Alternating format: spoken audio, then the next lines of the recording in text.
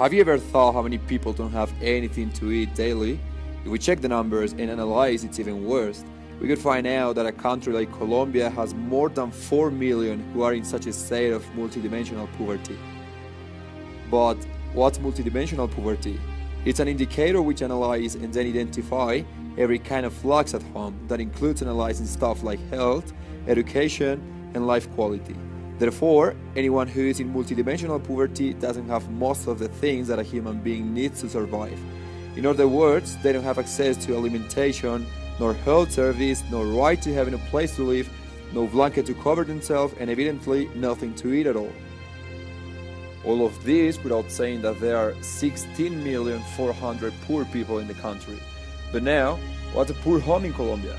A home with 4 people in which only 2 of them have incomes of 800,000 Colombian pesos per month. How much is 800,000? Around $250. It means $500 per month in total.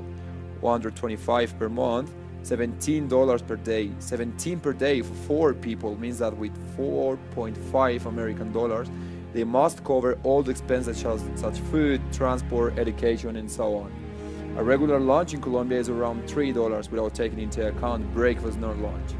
I must say that with that amount of money, it's impossible to pay for education, clothes, or toys for kids. It's hard to imagine how these people can survive, right? Now, have you ever thought how much food you're wasting? Just because that food you bought has already expired and you must throw it away. Around the 30% of food bought in supermarkets is wasted because people just don't use it or they let it expire. A regular person wastes between 60 and 70 kilos of food per year. Ask yourself how many people could eat that. In Colombia, around 9.76 million of tons go bad for better management of food. That's a lot of food. Now, let's talk about clothes.